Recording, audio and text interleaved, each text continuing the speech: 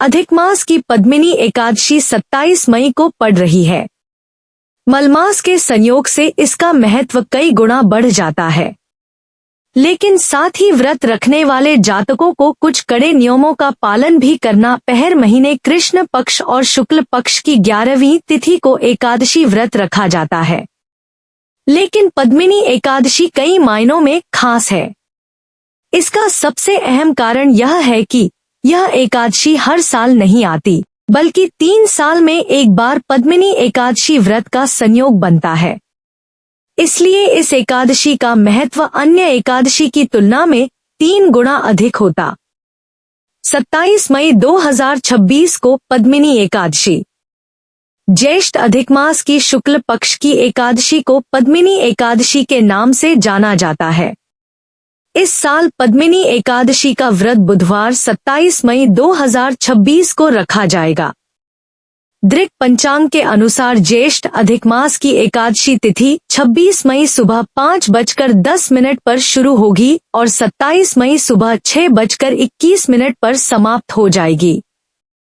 उद्यातिथि के अनुसार यह व्रत 27 मई को ही रखा जा क्यों खास है पद्मिनी एकादशी।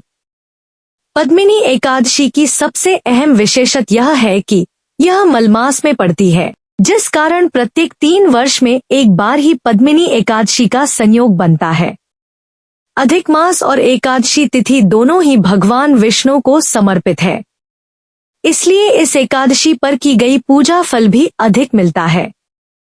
पद्मिनी एकादशी व्रत कथा के अनुसार प्राचीन समय ने कार्तवीर्य अर्जुन के माता पिता ने भी संतान प्राप्ति के लिए पद्मिनी एकादशी का व्रत किया, जिसके प्रभाव से उन्हें पुत्र रत्न की प्राप्ति हुई। अधिक मास में पड़ने के कारण पद्मिनी एकादशी अधिक दुर्लभ और पुण्यदायी मानी जाती है। मान्यता है कि इस दिन विधि विधान से व्रत रखने और भगवान विष्णु की पूजा करने से पापों का नाश होता है और सुख समृद्धि का आशीर्वाद मिलता है। पौराणिक कथा के अनुसार श्री कृष्ण ने अर्जुन को पद्मिनी एकादशी व्रत की महत्ता बताते हुए कहा है, यज्ञ, तपस्या और तीर्थ से जो पुण्य मिलता है वह अकेले पद्मिनी एकादशी व्रत से मिल जाता है। पद्मिनी एकादशी व्रत के नियम: सात्विक भोजन का पालन करें। दशमी तिथि से नियम लागू। एकादशी व्रत के नियम एक दिन पहले यानी दशमी तिथि से ही शुरू हो जाते हैं, इसलिए एक दिन पहले से ही तामसिक भोजन न करें। दशमी तिथि को लहसुन प्याज से बना भोजन न करें, केवल सात्विक भोजन ही ग्रहण करें।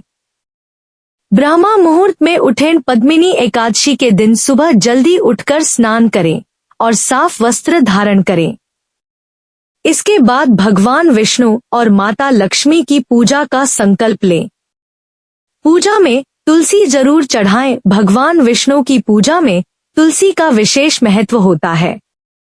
मान्यता है कि तुलसी के बिना विष्णु पूजा अधूरी मानी जाती है, इसलिए पद्मिनी एकादशी पूजा की सामग्री में पहले ही तुलसी दल रख लें। क्रोध और नकारात्मकता से बचें। एकादशी व्रत केवल अन्न त्यागने का नाम नहीं है। इस दिन मन, वचन और कर्म की पवित्रता का भी ध्यान रखना चाहिए। झूठ बोलने, विवाद करने और किसी का अपमान करने से बचना चाहिए। दान पुण्य करें। पद्मिनी एकादशी पर जरूरतमंदों को अन्न, वस्त्र और जल का दान करना बेहद शुभ माना जाता है। इससे भगवान विष्णु की कृपा प्राप्त होने की मान्यता है। पारण करने से पहले भी ब्राह्मणों के लिए दान दक्षिणा अवश्य निकालें।